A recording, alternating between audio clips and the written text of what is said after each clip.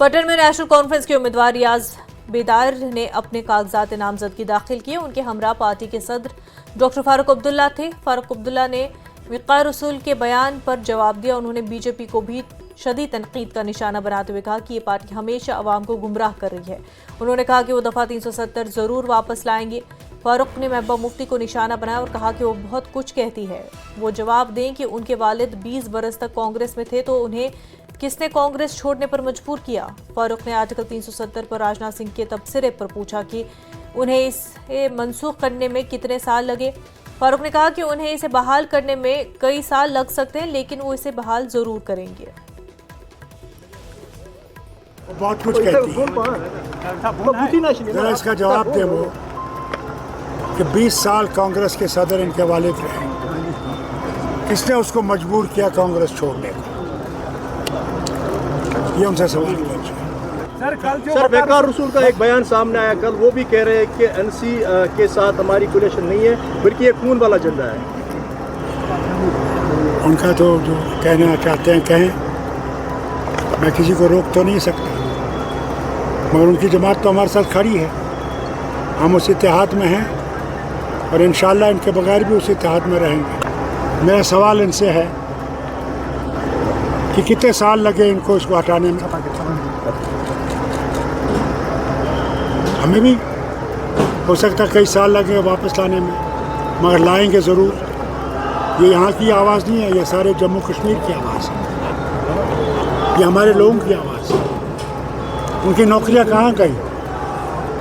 ये तो सिर्फ उसके महफूजत था उसका, ये ज़मीन उनकी थी। आज क्या हुआ? ये कहते थे ना आतंकवाद 370 की वजह से है।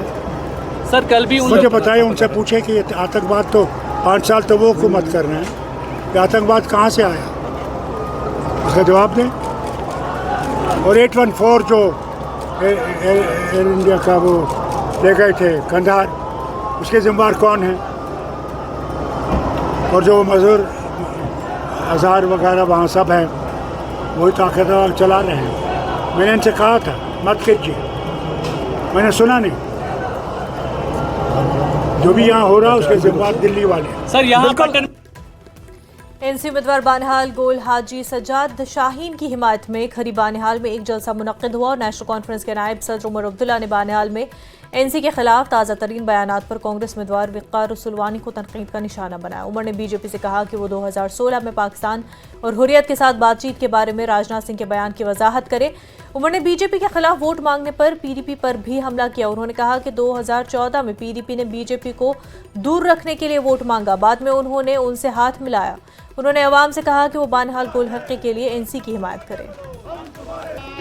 शख्स को इस असेंबली इलेक्शन के लिए उनकी अपनी जमात ने पीसीसी सदर के लायक नहीं समझा। बहुत जिसको इलेक्शन का ब्यूगल बजने के बाद कुर्सी से उतारा गया, उस शख्स को बानिहाल के लोग क्यों वोट दें, मेरी समझ में नहीं आता। बीजेपी वाले मान लीजिए जो यहाँ वोटों को तकसीम करने पे लगे हुए हैं। कल का मैंने ये डिफेंस मिनिस्टर राजनाथ सिंह का बयान देखा, बानिहाल में आके उन्होंने तकरीर की। पहले तो कहा कि हम पाकिस्तान से बातचीत करने के लिए तैयार हैं, बिस्मिल्लाह, बड़ी अच्छी बात है। लेकिन जब हम लोग इसी चीज का जिक्र अपने मंशूर में करते हैं तो वजीर दाखिला अमित शाह साहब हम पे जो है सवार हो जाते हैं। अब खुदारा मुझे बीजेपी वाले ये बताएं कि होम मिनिस्टर साहब सही है या डिफेंस मिनिस्टर साहब सही है। पीडीपी सदर महबूबा मुफ्ती ने जिला अनंतनाग में इंतखाबी मुहिम चलाई और मुफ्ती ने पहलगाम के इलाकों में पार्टी उम्मीदवार डॉक्टर शबीर सिद्दीकी के हमरा रोड शो में शिरकत की। उन्होंने नेशनल कॉन्फ्रेंस और कांग्रेस अलायंस को असूलों से हटकर करार दिया। रोड शो के दौरान महबूबा मुफ्ती ने डॉक्टर शबीर सिद्दीकी के हक में वोट देने की अपील की।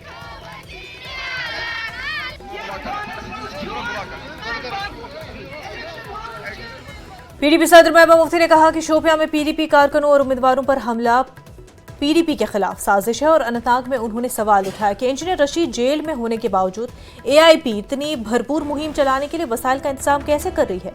उन्होंने कहा कि अगर पीडीपी कारकुनान ऐसी हरकत करते तो उन्हें जेल भेज दिया जाता, लेकिन एआईपी कारकुनों के खिलाफ कोई कार्रवाई नहीं की गई जिन्होंने पीडीपी कारकुनों की मारपीट की। और उन्होंने कहा कि एआईपी एक प्रॉक्सी इत्तेहादी है और लोगों को इससे आगाह होना चाहिए। उन्होंने कहा कि एआईपी को पीडीपी के खिलाफ प्रॉक्सी वॉर करने के लिए निकाला गया है और ये कार्रवाइयां पीडीपी को कमजोर करने के लिए मुनज़्ज़म है, क्योंकि वो खौफज़दा है कि पीडीपी को लोगों की तरफ से ज्यादा हिमायत मिल रही है। राजनाथ सिंह के बयानात पर महबूबा ने कहा कि ये पीडीपी थी जिसने बीजेपी को उनके सख्त फैसलों पर अमल करने पर मजबूर किया। उन्होंने कहा कि जब वो इक़्तिदार में थी तो पत्थरबाजी में मुलविस नौजवानों के खिलाफ मुकदमात वापस लेने में कामयाब हुई। उन्होंने कहा कि वो हुर्रियत से बात करने के लिए वफ्द को दिल्ली से लाई हैं।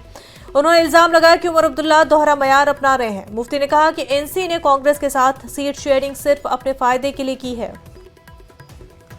होगा कि बलपोरा शुपियन में कल जब हमारा कैंडिडेट वहाँ जा रहा था तो वहाँ के कुछ जो एआईपी के साथ वाबस्ता है, जो इंजीनियर रशीद साहब की जमात है उसके साथ वाबस्ता है, वहाँ के उनके वर्करों ने लाठियाँ डंडे लेके हमारे लोगों पे हमला किया। यहाँ तक कि जो हमारा कैंडिडेट है यावर बांडे इस वक्त एसएमएचएस में ज़िंदगी की और मौत की लड़ाई लड़ रहा है। उसकी कई रिब्स टूट चुकी हैं, उसकी हालत सीरियस है। और मैं जानना चाहती हूँ कि इंजीनियर रशीद साहब तो जेल में हैं, तो ये जो पार्टी बनाने में मुफ्ती साहब को 50 साल लगे और अभी तक हमारे पास ऐसे रिसोर्सेज नहीं है कि हम जगह जगह कैंडिडेट खड़ा करें। एक आदमी जो जेल के अंदर है, पार्लियामेंट इलेक्शन लड़ते हैं, बहुत अच्छी बात है। अब उनकी ये ऑर्गेनाइजेशन के पीछे कौन है? जब पीडीपी को तोड़ के इन्होंने कई प्रॉक्सीज पार्टीज बनाई, जब वो फेल हो गई पार्लियामेंट इलेक्शन में, तो अब इंजीनियर रशीद की पार्टी को आगे किया जा रहा है। तो मैं वार्न करना चाहती हूँ, खबरदार करना चाहती हूँ बिलखुसूस कश्मीर के लोगों को। आपके यहाँ बिला शक पीडीपी एनसी कांग्रेस पार्टी है। इसके अलावा जितने भी आप मैदान में इस वक्त देख रहे हैं, जितने भी लोग घूम रहे हैं, खासकर एआईपी की जो पार्टी घूम रही है, इसकी बैकिंग पीछे से हो रही है। ये खबरदार रहिए, ये बहुत नुकसान पहुंचाना चाहते हैं जम्मू कश्मीर के कॉज को, खासकर उस कॉज को जिसके लिए पीडीपी पिछले कई सालों से लड़ रही है। इस तरह की हरकत पीडीपी के किसी वर्कर ने की होती, किसी कैंडिडेट की इस तरह पिटाई की होती, तो मुझे लगता है इस वक्त सारी पीडीपी जेल के अंदर होती। तो मैं यहाँ की सरकार को बताना चाहती हूँ कि अगर आपने इंजीनियर रशीद साहब की पार्टी को दोबारा एक प्रॉक्सी पार्टी, जब आपकी बाकी प्रॉक्सी पार्टी फेल हो गई हैं, अब इंजीनियर रशीद साहब की पार्टी को आप सामने ला रहे हैं, उसकी आप भरपूर मदद कर रहे हैं पैसे से, बाकी चीज़ों से, तो मुझे ये बताइए कि आप फिर बताइए सीधे कि बाकी किसी पार्टी को इलेक्शन ही नहीं लड़ना है। ये कैसे गुंडागर्दी है? एपी के तर्जुमान और अनंतनाग ईस्ट से पार्टी के उम्मीदवार रियाज सोफी ने महबूबा मुफ्ती के इल्जामात पर रद्द-ए-अमल जाहिर करते हुए कहा कि पीडीपी खुद बीजेपी और आरएसएस की तख्लीक है। और रियाज मजीद ने कहा कि एआईपी के पास वसाइल नहीं है, फिर भी ये एक तहरीक बन गई है क्योंकि लोगों ने एआईपी को जबरदस्त हिमायत दी। ये खोखलापन दिखाता है उनकी सियासत का। ये दिखाता है कि वो कितने बौखलाए हुए हैं कि अवाम ने सियासत को अपने हाथ में क्या ले लिया। खानदानी सियासतदानों के पैरों से ज़मीन खिसकने लगी। इनको अपनी औकात तब पता चलने लगी कि भाई हमारा कुछ चलने वाला है नहीं, खानदानी सियासत अभी ख़त्म होने जा रही है। इसी बौखलाहट में ये इल्ज़ामात लगाना एआईपी, मैं बताऊं कि एआईपी अवामी तहरीक है। यहाँ जो पैसा है वो अवाम का पैसा है, क्योंकि अवाम जब सियासत अपने हाथों में लेती है, ये कोई कश्मीर में नहीं हो रहा है, आप अक्रॉस द ग्लोब देखिए कि खानदानी सियासत, खानदानी राज हर एक जगह खत्म हो रहा है। बीजेपी के साथ हिस्ट्री किनकी है, बीजेपी के साथ गठजोड़ किनका रहा, और आज भी कौन सी बड़ी बात है। कल आप देखेंगे कि ये जाके खुद एक साथ बैठ गए। एनवायरमेंटल मिनिस्टर उमर साहब 1996 अपनी मिनिस्ट्री बचाने के लिए लोगों का 56 मेंबर्स का रेजोल्यूशन कूड़ेदान में गया, क्यों तक नहीं की? कैसे करते? क्योंकि उनको अपनी मिनिस्ट्री बचानी थी। और पीडीपी का जहां तक सवाल है, बुरा नहीं लगे लोगों को, लेकिन सच ये तो खुद क्रिएशन ही उन्हीं की है, ये तो क्रिएशन आरएसएस की है। ये हमें क्या बताएंगे? अवामी इत्तेहाद पार्टी, अवामी इत्तेहाद, अवामी तहरीक है, अवाम का रिसोर्स है, वॉलंटियर्स आते हैं मेरे पास। मैं एक कंटेस्टिंग कैंडिडेट हूँ and right now I am talking to you. इस वक्त मेरे पास कोई अपनी गाड़ी नहीं है, आते हैं वॉलंटियर्स, जज्बे से भरे हुए वो लड़के लोग, नौजवान जो चाहते हैं कि समाज में बदलाव हो। और ये खानदानी राज का तोप जो यहाँ के लोगों को पहनाया है, जिनको ये अपने प्राइवेट रूम्स में तीर, गुप्पन, गुर कह के बुलाते हैं। इंतखाबात के पहले मरहले से कबल ही कांग्रेस और नेशनल कॉन्फ्रेंस के दरमियान लफ्जी जंग शुरू हो गई है। जम्मू कश्मीर कांग्रेस के साबिक सदर और बानिहाल के उम्मीदवार वक़ार रसूल वानी ने नेशनल कॉन्फ्रेंस पर शदीद हमला किया। वानी ने कहा कि एनसी के झंडे में जो सुर्ख रंग है उसकी अलामत है कि पार्टी का हाथ लोगों के खून से रंगा हुआ है। वक़ार ने कहा कि उन्हें कोई ऐसी तरक्की दिखाए जो यहाँ शेख अब्दुल्ला से लेकर बानिहाल में फारूक और उमर तक ने की हो। वानी ने एनसी को मुखातिब होकर कहा कि आपने लोगों का खून चूसा है, आपका सुर्ख झंडा इस खून की अलामत है कि जो आपने बानिहाल में लोगों का लिया है। को कहता हूं, लाओ नेशनल कॉन्फ्रेंस वालों को डिबेट कराओ मेरे साथ, वो भी अपने काम गिने और हम भी अपने काम गिनेंगे। एक काम ही उनका निकलेगा, अगर एक काम निकलेगा तो वक़ार रसूल इलेक्शन से विड्रॉ हो जाएगा। दिखाए फारूक अब्दुल्ला का कोई इंस्टीट्यूट इनॉग्रेशन या फाउंडेशन, दिखाए उमर अब्दुल्ला का कोई इंस्टीट्यूट इनॉग्रेशन या फाउंडेशन, दिखाए शेख अब्दुल्ला का कोई इंस्टीट्यूट इनॉग्रेशन या फाउंडेशन। बानाल में बेवकूफ बनाने निकलते हो गांव। हमें पता है तुम लोगों ने खून चूसा है, ये लाल झंडा खून वाला झंडा है और इसमें सबसे ज्यादा खून अगर है वो बानिहाल के लोगों का है। 70 साल तुम लोगों ने हमको कॉलेज नहीं दिया, आज पैसे लेके निकलते हो खरीदने। अरे ये मेरे भाई, हर शाम को इनके पास तुम्हारी टीम पहुंचती है पैसे लेके, मगर ये हमारे खुददार गुजर है, खुददार, ये नहीं बिकते हैं। तुम लोग इनको बोलते हो बिकाओ, लेकिन ये सुन्नत रसूल अल्लाह पे चलने वाले लोग हैं, अल्लाह इनको इज्जत दे। ये नहीं बिकते हैं तुम्हारे पैसों में। हमेशा मैं सुनता हूं साचाल टीम चली गई पैसा लेके, नेशनल वाले चले गए, लेकिन जब वोट डालने की बारी आती है तुमको एक वोट यहां से नहीं मिलता है, क्योंकि ये तुम्हारे सामने बिकते नहीं है। नेशनल कॉन्फ्रेंस के सूबाई सेक्रेटरी एडवोकेट शौकत अहमद मीर ने वक़ार रसूल वानी के बयान पर कहा कि नेशनल कॉन्फ्रेंस और कांग्रेस के दरमियान इत्तेहाद एक बड़े मकसद के लिए है, लेकिन वो वक़ार रसूल के बयान से हैरान है। उन्होंने कहा कि वो तारिक हमीद कर्रा से मुतालबा करते हैं कि वक़ार रसूल के खिलाफ सख्त कार्रवाई करें और वो गैर मशरूत मुआफ़ी चाहते हैं। कैंडिडेट वक़ार रसूल का बयान कल शाम से जो उन्होंने बानिहाल में दिया काफ़ी ज़्यादा वायरल हो रहा है। एनसी को खुल के उन्होंने क्रिटिसाइज़ किया, तनकीद की है। मज़ीद बात करते हैं। मीर साहब ये बताइए कि एक तरफ से अलाइंस और एक तरफ से कांग्रेस की इस तरह से बयानबाजी। देखो, मैं ये कहता हूँ जम्मू कश्मीर नेशनल कॉन्फ्रेंस की क़यादत ने ये जो ग्रैंड अलायंस की इंडिया ब्लॉक के साथ, ये एक बहुत बड़े काज के लिए की गई, लेकिन मुझे अफसोस के साथ कहना पड़ा कि साबिका प्रदेश कांग्रेस कमेटी के सदर जो रह चुके हैं वक़ार रसूल साहब, उसने ऐसी बातें की, मुझे लगता है कि आम आदमी भी उसको कंडेम कर रहा है। शेर कश्मीर शेख मोहम्मद अब्दुल्ला और नेशनल कॉन्फ्रेंस की एक तवारीख है, एक क़यादत है और डेवलपमेंट का एक पस मंज़र है। मैं प्रदेश कांग्रेस कमेटी के रियासती सदर जनाब कर्रा साहब और संत जो दिल्ली की कांग्रेस है उनसे कहना चाहता हूं कि वक़ार रसूल के खिलाफ फौरी एक एक्शन ली जाए और उसको अनकंडीशनल अपोलोजाइज करना चाहिए नेशनल कॉन्फ्रेंस को कि मुझसे गलती हो गई। बाकी मुझे इसके बारे में मजीद कुछ नहीं है। वक़ार रसूल वानी के बयान पर बीजेपी तर्जुमान अल्ताफ ठाकुर ने कहा कि वानी ने जो भी कहा है वो सही है। ठाकुर ने कहा कि नेशनल कॉन्फ्रेंस के दौरे हुकूमत में 1.5 लाख से ज्यादा लोगों की जानें गई। उन्होंने कहा कि जब आसिया नीलोफर वाक़या हुआ तो उमर वज़ीर आला थे और उन्होंने कुछ नहीं किया। उन्होंने कहा कि नेशनल कॉन्फ्रेंस और कांग्रेस के दरमियान ये इत्तेहाद PAGD की तरफ खत्म हो जाएगा। बयान आया है कल वक़ार रसूल वानी का, उन्होंने बानिहाल में कहा कि जो NC है, कई सारे इल्ज़ाम डाले हैं उन पे, कहा कि उनके झंडे का रंग लाल है क्योंकि वो बानिहाल के लोगों के खून से रंगा हुआ है। फारूक अब्दुल्ला, उमर अब्दुल्ला की तनकीद की है डायरेक्टली उन्होंने। देखिए, वकार रसूल साहब ने कल जो बानाहाल में कहा सच्ची कहा है। अगर आप किसी भी कश्मीरी को कहेंगे तो सारे कहेंगे कि जितने 1.5 लाख नौजवान कश्मीर में कब्र बोस हुए, जमीन बोस हुए, उन सब की जिम्मेदार नेशनल कॉन्फ्रेंस है। अगर 1987 में नेशनल कॉन्फ्रेंस यहाँ रिगिंग नहीं करती तो शायद आज कश्मीर में मिलिटेंसी और दहशतगर्दी नहीं होती है।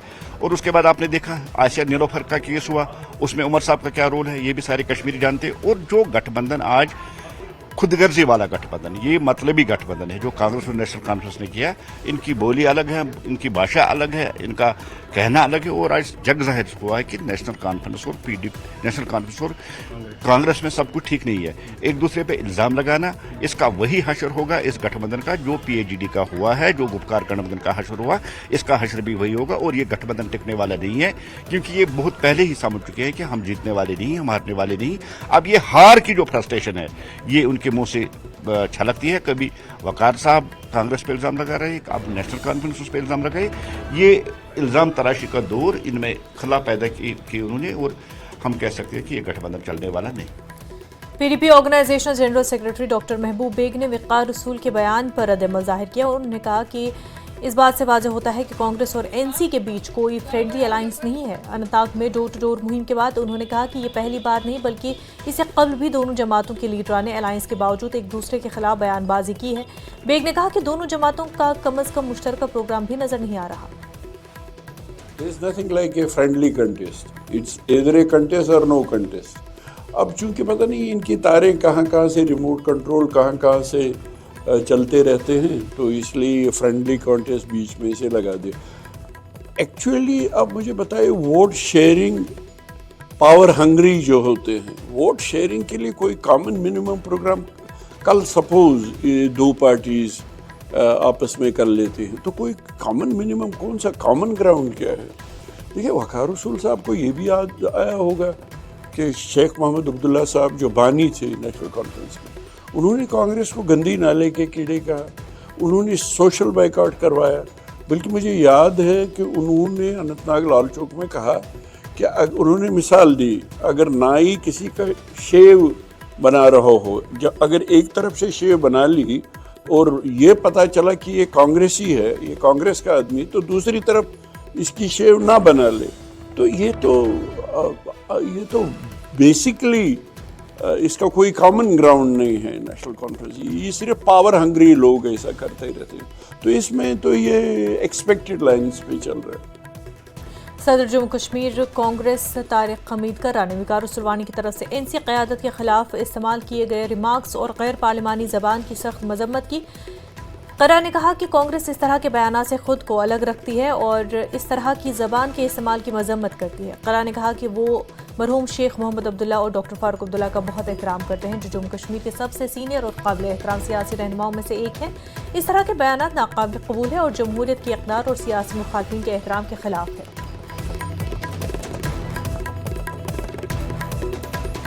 वक्त हो गया एक छोटे से ब्रेक का, जल्द होंगे हाजिर।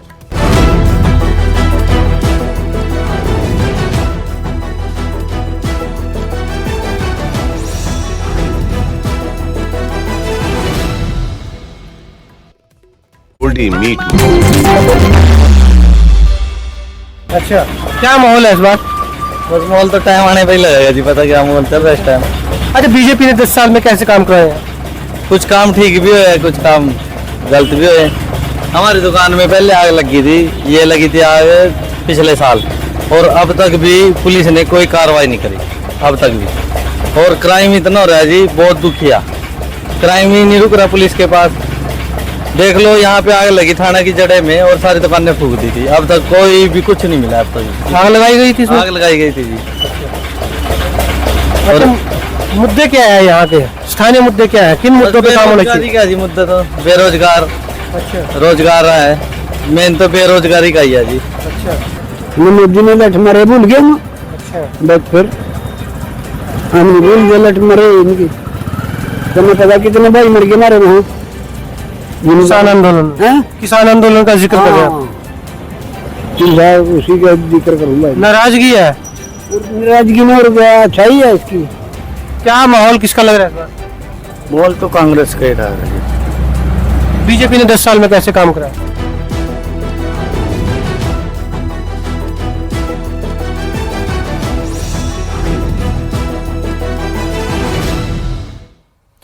अपनी पार्टी ने भी ऊडी से आज़ाद उम्मीदवार ताज मोहिउद्दीन की हिमायत करने का ऐलान किया है। सईद अल्ताफ बुखारी ने कहा कि अपनी पार्टी ने फैसला किया है कि वो ऊडी के लोगों के मफादात के लिए ये फैसला कर रहे हैं। महबूबा मुफ्ती पर अल्ताफ बुखारी ने कहा कि अगर पीडीपी खुद बीजेपी की गोद में पैदा हुई थी।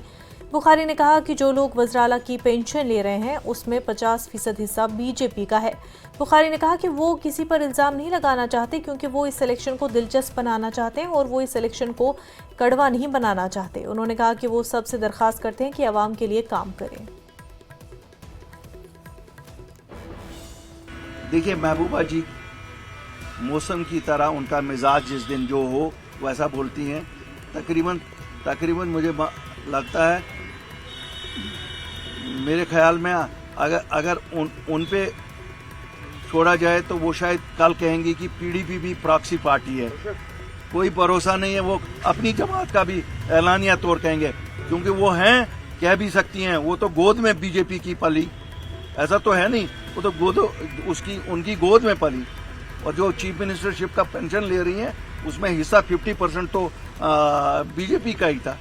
इसलिए बातें अब मैं आरोप नहीं लगाना चाहता हूं, क्यों हम इस इलेक्शन को मज़ेदार बनाना चाहते हैं। हम इसको ऐसा कड़वाहट नहीं लाना चाहते हैं। आप देख रहे हैं किसी की तरफ से कोई कड़वाहट के बयान नहीं हो रहे हैं। मेरी सबको गुजारिश है लोगों की खिदमत में लगे। ये ABCDE की कोई बात जब चलेगी तो A फिर नेशनल कॉन्फ्रेंस से शुरू करिए तो फिर A+ महबूबा जी हैं और हम सब A- में आएंगे। तो इसलिए आरोप लगाने बड़े आसान हैं। जहाँ पे हमें लगेगा इंडिपेंडेंट कैंडिडेट्स अच्छे हैं और कंसोलिडेशन से चांस बनेगा कि सीटें जीती जा सकेंगी, हम करेंगे, कर रहे हैं, करते रहेंगे। हम खिदमतगार हैं, हमें जो कहेंगे वो रोल करेंगे। हम खिदमतगार हैं, हम किंग हमारे पास शब्द में ही नहीं है। आज कोई किंगडम नहीं ढूंढ रहा, आज सब ढूंढ रहे हैं कि लोगों को अवामी हुकूमत मिले। सीनियर बीजेपी लीडर और मेंबर पार्लियामेंट अनुराग ठाकुर ने जम्मू में एक प्रेस कॉन्फ्रेंस के दौरान अपोजिशन जमातों को निशाना बनाया और कहा कि उनके पास जम्मू कश्मीर के लिए कोई रोड मैप नहीं है। ठाकुर ने कहा कि उमर अब्दुल्ला और राहुल गांधी की क्या मजबूरी है कि वो शंकराचार्य मंदिर का नाम बदलना चाहते हैं। ठाकुर ने कहा कि उन्होंने जम्मू कश्मीर को दहशतगर्दी से महफूज किया। जम्मू कश्मीर में दहशतगर्दी के वाकयात में 70% कमी आई है। कांग्रेस और नेशनल कॉन्फ्रेंस मिलकर साजिश का पुलाव पका रहे हैं और इस साजिश इनकी ऐसी है कि वापस इसको पथराबाद, अलगाववाद, आतंकवाद में झोंक दिया जाए। और राहुल गांधी जी, आपको तो राष्ट्र का स्वाभिमान और राष्ट्रीय ध्वज का सम्मान ये आपके शासनकाल में तो था ही नहीं, न एनसी के न कांग्रेस के समय। हमने जम्मू कश्मीर को आतंकवाद से उबारा है और हम ही इसको संवारेंगे भी। वो राजनीतिक दल जो धर्म जाति के आधार पर देश को बांटना चाहते हैं। जम्मू कश्मीर में भाजपा का मतलब राहत, नेशनल कॉन्फ्रेंस और कांग्रेस का मतलब आफत है। ये दोनों आफत वाली पार्टियां हैं। जम्मू कश्मीर बीजेपी में कुछ तकर्रुरियां अमल में लाई गई और पार्टी के कौमी सदर JP नड्डा ने डॉक्टर निर्मल सिंह को कैंपेन कमेटी का चीफ मुकर्रर किया। सच शर्मा जम्मू कश्मीर बीजेपी के नए वर्किंग प्रेसिडेंट होंगे। Kavinder Gupta election management committee के सरबराह मुंतखब हुए हैं तो चौधरी सुखनंदन चुनाव प्रचार समिति के नायब सदर मुंतखब किए गए हैं। वर्किंग सदर के तौर पर तकर्रुरी के बाद सच शर्मा पार्टी कारकुनों के जबरदस्त इस्तेमाल के दरमियान त्रिकोटा नगर में पार्टी हेडक्वार्टर पहुंचे और न्यूज़ 18 से खसूसी बात करते हुए सच शर्मा ने पार्टी क़यादत का शुक्रिया अदा किया कि उन्होंने उन पर एतमाद किया। उन्होंने कहा कि पार्टी के सरबराह रविंद्र रैना के साथ बतौर सिपाही काम करेंगे। कार्यकारी अध्यक्ष होने के नाते मुझे एक कार्यकर्ता का होने का सौभाग्य जो है वो प्राप्त हुआ है। मैं पार्टी का कार्यकर्ता रहूँगा और मैं माननीय जगत प्रकाश नड्डा जी का और माननीय प्रधानमंत्री जी का भी आभार प्रकट करना चाहता हूँ। हमारे यहाँ पर जितने भी संगठन के नेता हैं, ख़ास तौर पर जो जम्मू कश्मीर के हमारे नेता हैं, पूरे केंद्रीय नेतृत्व है, मैं उन सब का आभार प्रकट करना चाहता हूँ। मुझे ये जिम्मेवारी जो है वो दी गई है, मैं ये जिम्मेवारी निभाने में सफल हूँ। मैं आप सबसे भी अपेक्षा करता हूँ और भगवान से भी कामना करता हूँ कि जो पार्टी के ध्यान में है वो मैं पूरा करने में सफल हो सकूँ। चुनौतियाँ बहुत ज़्यादा हैं कि इलेक्शन का टाइम है। आप हमारा साथ दीजिए, जनता हमारे साथ है, भारतीय जनता पार्टी थी। अब आप आगे तो जिम्मेदारी लेंगे कि इलेक्शन के बाद तो उनका टेन्योर खत्म हो रहा है, क्या प्रायोरिटीज रहेंगी आपकी? ऐसा है कि मैं पार्टी का कार्यकर्ता होने के नाते काम कर रहा हूँ। मुझे अगर पार्टी का मैंडेट मिलता तो मैं विधायक के नाते चुनाव लड़ता, नहीं मिला है तो कार्यकर्ता के नाते काम कर रहा हूँ। I will continue to work as a worker and I am a worker. BJP उम्मीदवार जीवन लाल ने बनी में पर्चे नामजदगी दाखिल किया और मरकजी वजीर जी किशन रेड्डी ने जलसे आम से खिताब करते हुए कहा कि मोदी हुकूमत में तरक्की का नया बाब शुरू हुआ। जीवन लाल ने जिला कठुआ में अपना पर्चे नामजदगी दाखिल किया। जी किशन रेड्डी ने भी प्रोग्राम में शिरकत की। रेड्डी ने कहा, जो लोग LOC ट्रेड और बातचीत की वकालत करते हैं, आज जम्मू कश्मीर को उनके हवाले नहीं किया जाएगा। इनके प्रवास पर हैं, किस तरह का रहा? जम्मू कश्मीर में हर प्रांत में, स्पेशली जम्मू, पुंछ, दोडा इस एरिया में, उधमपुर एरिया में बहुत अच्छे वातावरण है। इवन कश्मीर में भी खासकर जो नौजवान रहते हैं, यूथ रहते हैं, महिला रहते हैं, ये लोग मोदी साहब को चाहते हैं। जो बदलाव 10 साल में उनका आंखों के सामने देख रहे हैं।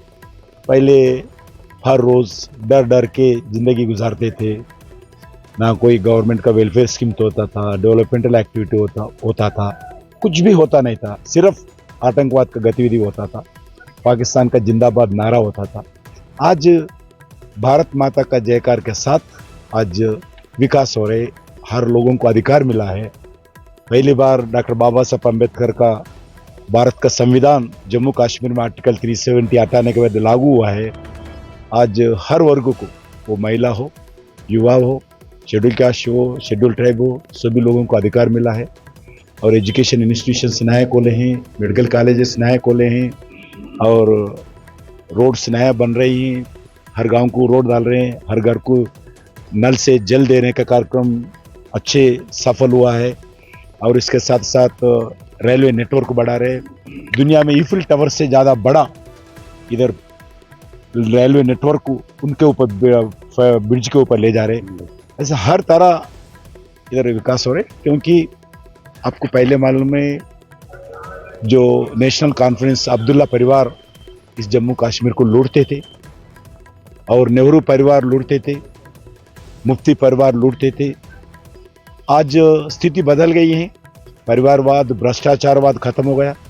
आज एक ट्रांसपेरेंसी के साथ एक गांव में एक रहने वाले एक बुजुर्ग व्यक्ति को अगर पेंशन मिलना है, हम डिजिटल ट्रांजैक्शन के द्वारा पैसे दे रहे हैं। ग्राम पंचायत को पैसे देना है, दिल्ली से नरेंद्र मोदी जी बैंक अकाउंट के द्वारा ग्राम पंचायत को पैसे दे रहे। पहली बार 75 ईयर्स के बाद। पहला ना गांव पंचायत को पैसे देते थे, गांव पंचायत का चुनाव होता था, ग्राम पंचायत में ठीक तरीके स्कूल चलता था, ना हॉस्पिटल चलता था, और हर तरह आज अच्छा हो रहा है। बीजेपी के रियासती नायब सदर पवन खजूरिया ने आज़ाद उम्मीदवार के तौर पर इलेक्शन लड़ने का ऐलान किया, लेकिन उन्होंने पार्टी नहीं छोड़ी है। खजूरिया ने कहा कि उन्होंने बीजेपी के लिए दोबारा गौर करने की आखिरी तारीख मुकर्रर की। ये इक़दाम उधमपुर ईस्ट में बीजेपी के वोट को मुमकिन तौर पर तकसीम कर सकता है। भारतीय जनता पार्टी का एक समर्पित कार्यकर्ता होने के नाते आज पार्टी की तरफ से ऐसा रहा कि दूसरा उम्मीदवार इंडिपेंडेंट खड़ा हो जाएगा, इसलिए आपका मैंडेट काट कर हमने उसको दिया। एक समर्पित कार्यकर्ता होने की जो सज़ा मिली है, आज कार्यकर्ताओं ने एक फैसला किया कि ये सज़ा केवल आपको नहीं, धीरे धीरे ये हम सबको ये सज़ा मिलेगी। उस नाते से हम सब का ये एक सामूहिक एक फैसला जनता ने मुझे दिया है। उनका स्नेह, उनका प्यार, उनका आशीर्वाद मेरे साथ है। इसलिए मैं आपके माध्यम से बताना चाहता हूँ कि पार्टी के नेतृत्व को भी कि अगर अपने वो निर्णय को बदलते हैं तो मुझे लगता है हम स्वागत करेंगे। अगर निर्णय को नहीं बदलते हैं तो परसों ठीक 11 बजे जो जनता का फैसला अभी यहाँ पर हुआ कि हम सब लोग नंद पैलेस में इकट्ठा होंगे, तो मैं जनता के फैसले के बिल्कुल साथ हूँ, शाना बशाना हूँ। उनके आशीर्वाद के बिना मैं कोई डिसीजन नहीं ले सकता। नेशनल कॉन्फ्रेंस के सीनियर लीडर कैसर जमशेद लोन ने कागजात नामजदगी दाखिल करते हुए कहा कि नेशनल कॉन्फ्रेंस जम्मू कश्मीर की मुकम्मल रियासत के लिए अपनी जद्दोजहद जारी रखेगी। उन्होंने कहा कि 5 अगस्त का फैसला कश्मीरी अवाम को मंजूर नहीं है। उन्होंने एक बड़ी अवामी रैली से खिताब किया। नासिर असलम वानी समेत वर्करों की एक तादाद मौजूद थी। पहली बार खवातीन और नौजवानों की एक बड़ी तादाद कैसर जमशेद के हमरा थी। नामजदगी दाखिल किया, किस तरह की तरजीहात खासतौर पर लोलाब इलाके के लिए अफजल है? लोलाब जो है पिछले 15 साल में काफ़ी नज़रअंदाज हुआ डेवलपमेंट के हवाले से। यहाँ काफ़ी मसाइल हैं लोगों को, बहुत सारे मुश्किलात हैं। इंशाअल्लाह रहमान मेरी तरजीह रहेगी जितने भी मसाइल यहाँ के लोगों के हैं, और चाहे वो एजुकेशन सेक्टर के हवाले से हैं, चाहे वो हेल्थ सेक्टर के हवाले से हैं, ये मेरी प्रायोरिटीज़ रहेंगी। और नौजवानों का जहाँ तक ताल्लुक़ है, जो यूथ जो है स्पोर्ट्स का जो है यहाँ पे है, स्पोर्ट्स एक्टिविटीज़ के लिए यहाँ ग्राउंड फैसिलिटीज़ नहीं है, बाकी फैसिलिटीज़ नहीं है। इंशाअल्लाह रहमान ये मेरी तरजीह पे रहेगा। देखिए, आपने कहा कि 5 अगस्त के फैसले जो है वो हमें नामंजूर है, खासतौर नेशनल कॉन्फ्रेंस के, क्या उस पर आप डटे? बिल्कुल, ये नेशनल कॉन्फ्रेंस का मौक़िफ़ है, न कि सिर्फ नेशनल कॉन्फ्रेंस, क्योंकि नेशनल कॉन्फ्रेंस यहाँ के लोगों की तर्जुमानी करती है और यहाँ के लोग जो है वो 5 अगस्त 2019 को 19 के फैसले को मुस्तरद करते हैं, टोटली मुस्तरद करते हैं, क्योंकि जिस तरीके से वो फैसला लिया गया हिंदुस्तान के पार्लियामेंट में, यहाँ के लोगों से पूछा भी नहीं गया, हमसे हमारी रियासत छीनी गई, जो हमारे इख्तियारात थे, जो स्पेशल स्टेटस था वो छीना गया, वो हमें कबूल नहीं, यहाँ के लोगों को कबूल नहीं। नेशनल कॉन्फ्रेंस वादा बंद है कि हम ये लोगों की आवाज़ बंद करके इस चीज़ को ज़ोर शोर से उठाएंगे और लड़ते रहेंगे तब तक जब तक कि हमारे साथ इंसाफ नहीं है। वक्त हो गया एक छोटे से ब्रेक का, जल्द होंगे हाजिर।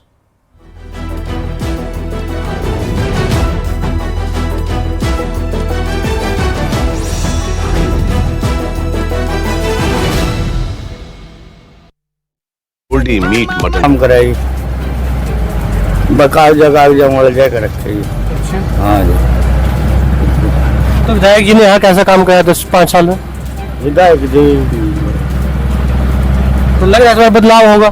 बदलाव तो होगा जी, होनी चाहिए। वह तो कौन से अच्छे काम कराए? सारे करे हमने, गरीबों के लिए भी कराया, भी सारा करा हमने काम की बात नहीं। देखो पेंशन भी बता रही है, छोटे जिम्मेदारों के लिए भी करे रही है, सड़कें का भी कर रही है और भी करे रही है काम। तो सस्ता रोजगार को कहा जाता है, रोजगार तो नहीं मिल रहा ना बच्चों को, रोजगार नहीं है। देखो बच्चों को रोजगार कहाँ है? नहीं, काम तो क्या ठीक है बीजेपी का, ऐसी कोई बात नहीं है। कांग्रेस का भी ठीक है, बीजेपी का भी ठीक है। कैसे हटते सिलेंडर के नीचे है लोहे के निशान, सफेद मार्बल को होली का स्नान। इन देसी दागों के लिए साधारण फिनाइल नहीं, पवित्र गौमूत्र से निर्मित पतंजलि गोनाइल अपनाइए। जाहिरा किया, बट ने कहा कि लोगों ने अब तय किया है कि खान साहब में नेशनल कॉन्फ्रेंस को जिताना है। साथ ही उन्होंने अपनी पार्टी के लीडर मुंतज़िर मईउद्दीन की जानिब से पर्चे नामजदगी वापस लेने पर कहा कि ये वाज़ेह है कि कश्मीर नेशनल कॉन्फ्रेंस की हुकूमत चाहता है। डोर टू डोर वोटिंग के लिए नहीं जा रहा हूँ, मैं जा रहा हूँ अपने जहन में रख रहा हूँ कि किस गांव में कौन सी प्रॉब्लम है, ताकि मैं अपने लैपटॉप पर वो रखूँ, और अगर अल्लाह ने चाहा और लोगों की मदद से मैं जीत गया, तो जिस तरह से लोगों से वादे किए जाते हैं, वोटों के लिए गलत वादे किए जाते हैं, पिछले जिन्होंने भी किए हैं, तो मैं वो तोड़ना चाहता हूँ, वो सिस्टम, मैं नया सिस्टम करना चाहता हूँ।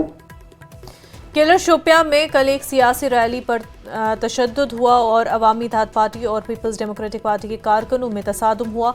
पीडीपी के उम्मीदवार यावर समेत कई लोग जख्मी हो गए। एआईपी के राजा वहीद ने दावा किया कि वो वाकई के दौरान वहां मौजूद नहीं थे और उन्होंने तशद्दुद का इल्ज़ाम पीडीपी कारकुनों की इश्तालंगेज़ी पर लगाया, जो उनके मुताबिक उनके गाँव में दाखिल हुए और इश्तालंगेज़ नारे लगाए।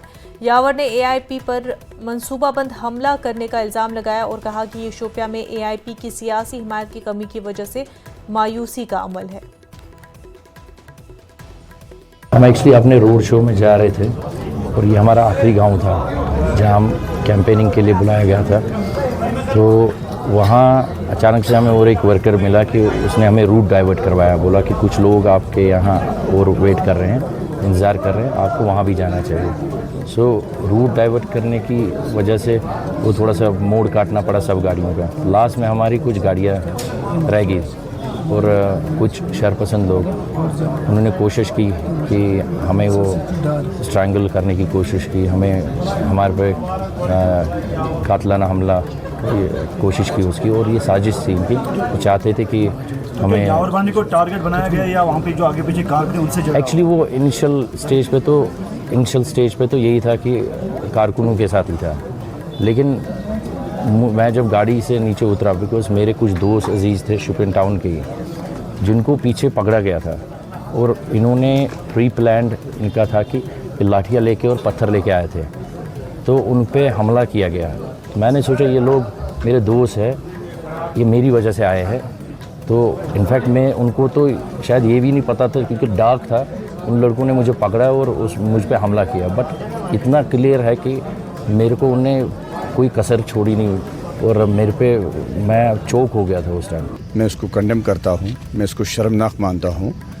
तो ये जो अब ड्रामाबाजी उनकी चल रही है, देख लीजिए उनकी कल रैली थी, मुझे नहीं पता आपने कवर की या नहीं कवर की, लेकिन अक्सर जो आपके जर्नलिस्ट बरादरी हैं उनने कवर की।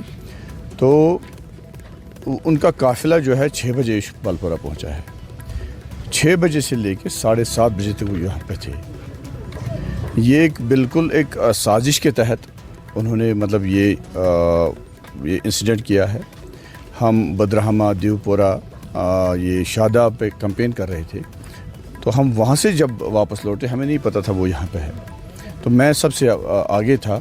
मैंने यहाँ जो हमारा बालपुरा का जो लास्ट छोड़ है गांव का, वहाँ पे वो खड़े थे, कुछ गाड़ियाँ उनकी गनापुरा में खड़ी थी।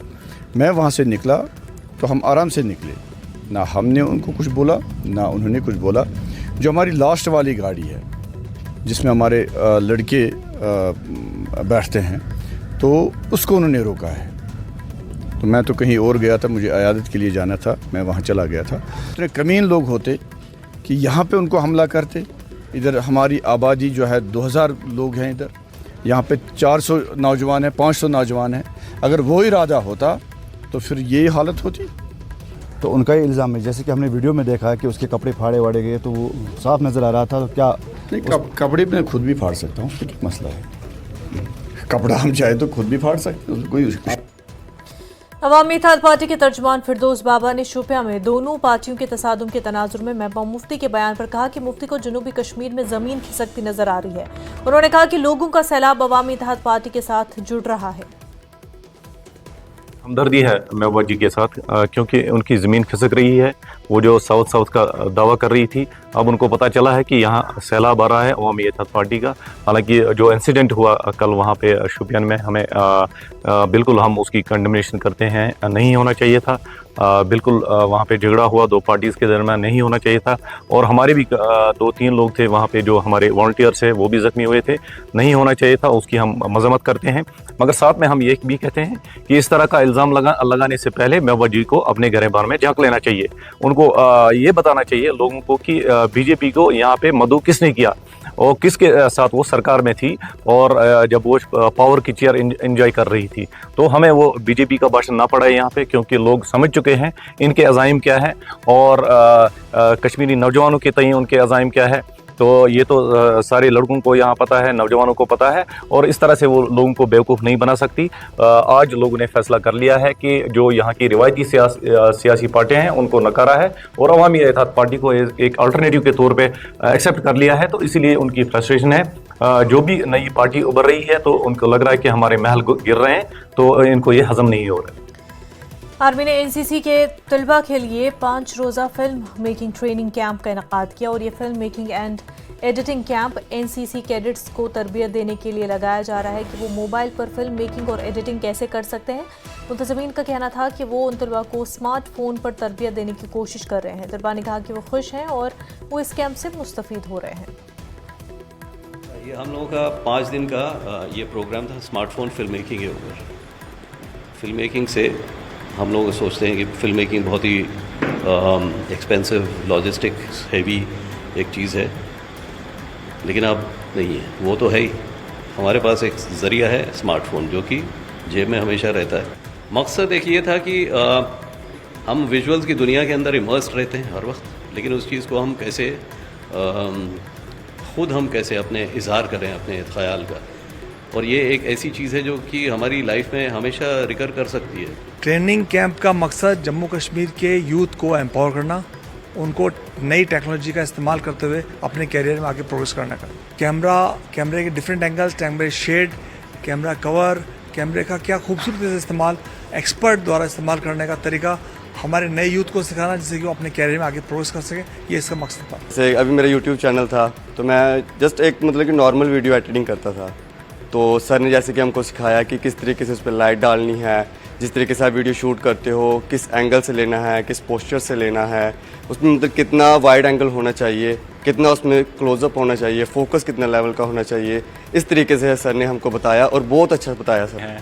तो ये एक बहुत इंटरेस्टिंग चीज़ थी जो हमने सीखी और हमें इस कैम्प में काफ़ी मज़ा आया, जो कि हम आगे भी जाके अपने बैचमेट्स या दूसरे दोस्तों को बता सकते हैं कि जब वो फ़ोटो क्लिक करेंगे तो किस साइड से, किस पोज से, किस शेड से, किस शैडो से या किस लाइट से, किस एंगल से लेना है। जी सर, बहुत फ़ायदा रहेगा, क्योंकि जिस हिसाब से अगर हम देखें जहाँ से मैं बिलोंग करता हूँ वहाँ पर अपॉर्चुनिटीज़ बहुत कम है, और ऊपर से इस हिसाब से आज के ज़माने आप देख रहे हैं टेक्नोलॉजी का दौर है, तो वहाँ पर इस हिसाब की अपॉर्चुनिटीज़ बहुत ही मतलब ना बराबर है, और हमारे एनसीसी ने हमको ऐसा जो है अपॉर्चुनिटी प्रोवाइड की है कि हम इतने दूर दराज से रहकर भी ऐसे अपॉर्चुनिटीज़ का फ़ायदा उठा सकते हैं।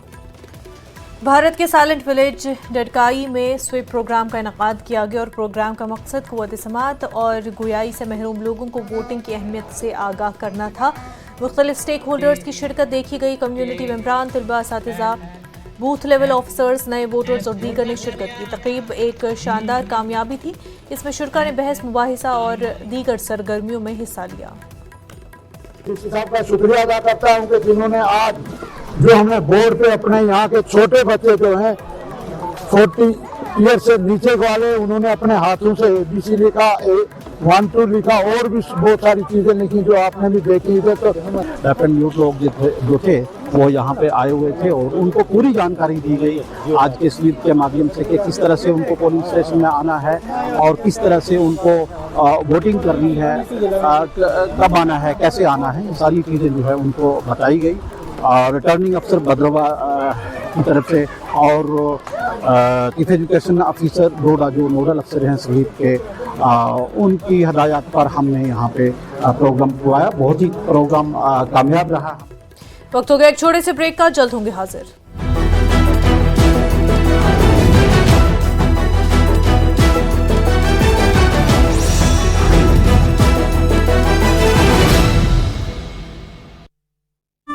होगा हरियाणा में कुछ लगता है जी बदलाव होगा। बाकी सरकार दोनों ठीक है जी, बीजेपी भी ठीक है और कांग्रेस भी ठीक है। वो कांग्रेस का कह रहे आपको क्या लगा? बात तो हमने भी रहा। अच्छा, कांग्रेस जीतेगी। अरे यहाँ से 60 से कांग्रेस कह रहे हम क्या? सोनू, क्या मूड है अब की बार? कहाँ जाओगे? किस आधार पर वोट करोगे? किस आधार पे? हम करेंगे बेरोजगारी के आधार पे।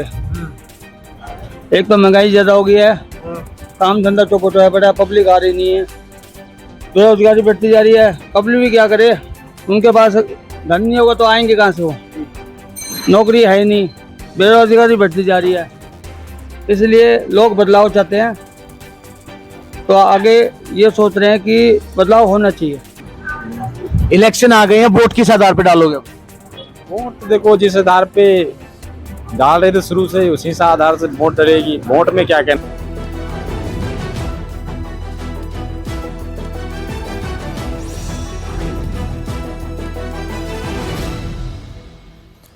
मरकजी वजीर डॉक्टर जितेंद्र सिंह ने बीजेपी उम्मीदवार डोडा वेस्ट शक्तिराज परिहार की मुहिम में स्वित मरम्मत डोडा का दौरा किया और लोगों से कहा कि वो परिहार को वोट दें। उन्होंने कहा कि बीजेपी जम्मू कश्मीर में हुकूमत बनाने के लिए पूरी तरह तैयार है।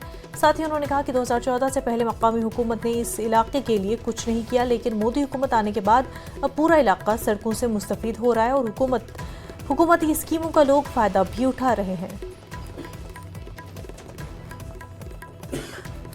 वहीं बीजेपी के कौमी जनरल सेक्रेटरी तरुण चुग ने नाराज लीडर वाजिद बशीर खान उर्फ टिकू और उनके हामियों को मनाने के लिए मेंढर के इलाके सखी मैदान का दौरा किया। उनके हमरा कई दीगर लीडरान मौजूद थे।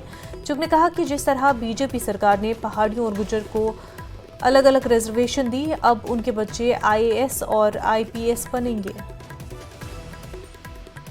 तो बीजेपी के रियासी जनरल सेक्रेटरी अशोक कौल ने आज मेंढर का दौरा किया और ऐलान किया कि वाजिद बशीर खान उर्फ टिकू खान को पार्टी के अंदर अहम ओहदा दिया जाएगा और उन्होंने खान पर जोर दिया कि वो आज से बीजेपी के हक में वोट मांगना शुरू करें। अवामी इत्तेहाद पार्टी के उम्मीदवार यासिर रेशी ने सोनावारी असेंबली सीट के लिए अपना पर्चे नामजदगी दाखिल किया। यासिर रेशी ने मीडिया से गुफ्तगू करते हुए कहा कि उन्हें भारतीय अदलिया पर यकीन है कि उनके रहनुमा इंजीनियर रशीद को जल्द जमानत मिल जाएगी। पीपल्स कॉन्फ्रेंस के पटन के उम्मीदवार मौलवी इमरान रजा अंसारी की रिहाइश गाह दारुल जवाद में बड़ी तादाद में पटन के मुख्तलिफ इलाकों से आए हुए नौजवानों ने पीपल्स कॉन्फ्रेंस में शमूलियत इख्तियार की। मौलवी इमरान रजा अंसारी ने उन नौजवानों का वालना इस्तकबाल किया और कहा कि नौजवान ही कौम का मुस्तकबिल है। मुआशरे की तामीर में नौजवानों का खासा रोल रहता है। आज़ाद उम्मीदवार एस राथर ने सोनावारी असेंबली हल्के के लिए पर्चे नामजदगी दाखिल किया। सैकड़ों हामियों के साथ राथर ने छठे बांडे में सुंबल सोनावारी तक एक रैली के बाद रिटर्निंग ऑफिसर के दफ्तर में अपने कागजात नामजदगी दाखिल किए। पूंछ हवेली हल्के से कागजात नामजदगी वापस लेने और इंतखाबी मैदान में मौजूद उम्मीदवारों को दिए गए इंतखाबी निशानात के हवाले रिटर्निंग ऑफिसर ने बताया कि पूंछ हवेली हल्के से कुल 13 उम्मीदवारों ने कागजात नामजदगी जमा कराए थे। 4 के कागजात नामजदगी मनसूख कर दिए गए हैं और आज आज़ाद उम्मीदवार निसार हुसैन शाह ने अपना नाम वापस ले लिया है। विड्रॉल का सेकंड डे था और इसमें जो है एक कैंडिडेट जो है सैयद निसार हुसैन शाह जो इंडिपेंडेंट कैंडिडेट थे उन्होंने विड्रॉ किया है। वो अभी कुछ पहले देर आए थे, वो विड्रॉ किया है। उसके विड्रॉ करने के बाद अब हमारे पास जो है सिर्फ 8 जो कैंडिडेट्स हैं वो इस कंटेस्ट में हैं, जिनमें से 3 जो हैं वो रिकॉग्नाइज पॉलिटिकल पार्टीज़ के हैं, 3 जो हैं वो कैंडिडेट्स हैं जो रजिस्टर्ड पॉलिटिकल पार्टीज़ हैं other than recognise national and state political parties के, और इसमें हमारे जो 3 कैंडिडेट हैं वो इंडिपेंडेंट कैंडिडेट हैं। मैं आपको यही बताता चलूँ जो स्टेट्स के रिकॉग्नाइज नेशनल पार्टीज़ हैं उनके सिंबल वही रहेंगी। सिंबल अलॉटमेंट हमने कर दी है।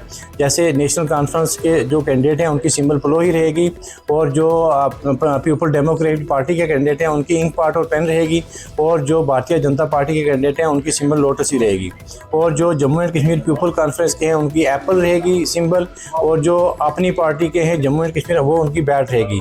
लेकिन जो इंडिपेंडेंट कैंडिडेट हैं, जैसे मैं पूरा पढ़ देता हूँ, उदेश पाल शर्मा वार्ड नंबर 16 मोहल्ला पुरानी पहुंच, ये इंडिपेंडेंट कैंडिडेट हैं। इनकी जो सिंबल इनको अलॉट हुई है वो सीजर, ये जो इनकी फर्स्ट प्रेफरेंस थी वही सिंबल इनको अलॉट हुई है सीजर कैंची।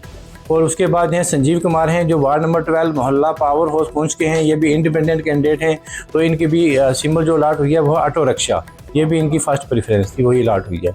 उसके बाद मसूद अहमद हैं, ये चंडक वैली पुलिस से हैं, ये भी इंडिपेंडेंट कैंडिडेट हैं, तो इनको जो सिंबल अलॉट हुई है वो प्रेशर कुकर है। तो ये मैं आपको बताता चलूँ कि ये इसी जो सिंबल इसलिए बताई गई हैं ये अभी हमने अनाउंस की हैं ताकि ये जाके कैंडिडेट जो है अपना इस सिंबल को लेकर अपना प्रचार कर सके।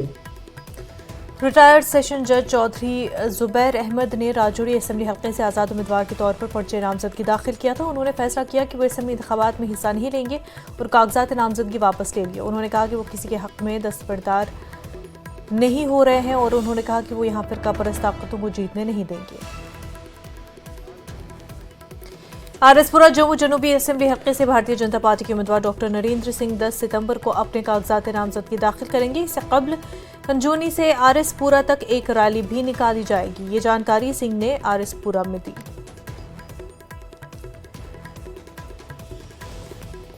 35 टूटा जम्मू कश्मीर में, उससे जम्मू के एक बड़े समाज को बेनिफिट्स मिले।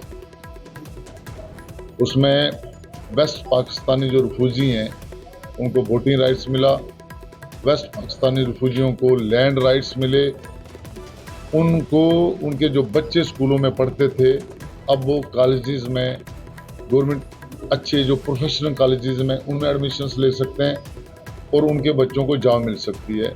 70 साल से कांग्रेस, एनसी और पीडीपी ने उनको उनके राइट से वंचित रखा हुआ था। ये दोबारा इस सिस्टम में जम्मू कश्मीर में टेररिज्म लाना चाहते हैं, जम्मू में दहशत फैलाना चाहते हैं। और पाकिस्तान की आइडियोलॉजी की जम्मू कश्मीर में लाएं। सुचेतगढ़ असेंबली हल्के से भारतीय जनता पार्टी के उम्मीदवार प्रोफेसर गुरुराम भगत 11 सितंबर को कागजात नामजदगी दाखिल करेंगे। पार्टी के senior leader बशमूल MP Jugal Kishore Sharma मौजूद रहेंगे। ये जानकारी बीजेपी उम्मीदवार प्रोफेसर गुरुराम भगत और जिला इंचार्ज राजेंद्र सिंह चिब ने पार्टी दफ्तर में दी। भारतीय फौज के बहादुर सिपाही विक्रम सिंह को उनके आबाई गांव प्लानवाला टीसीपी में खराज अकीदत पेश किया गया। शहीद की बरसी के मौके पर विक्रम सिंह की यादगार शहदा पर तकरीब मुनक्किद की गई। ऑल इंडिया भाव बरादरी के सदर नरेंद्र सिंह भाव मेहमान खसूसी के तौर पर मौजूद थे। जो एक सोच है वो भारत माता के प्रति रखनी चाहिए। और मैं ये भी कहना चाहता हूँ कि मैं कोटि कोटि नमन करता हूँ उनकी माता जी को, जिसने ऐसे सबूत को पैदा किया, ऐसे सबूत को जन्म दिया, जिसने अपने भारत का नाम ऊंचा किया और अपने प्लानवाला का नाम ऊंचा किया। और मैं इतनी बात करके अपनी बात को संपन्न करता हूँ। जय हिंद, जय भारत। तो अपने देश के कश्मीर न्यूज में फिलहाल इतना ही। बराबर ने रहे न्यूज 18 के साथ। आदाब।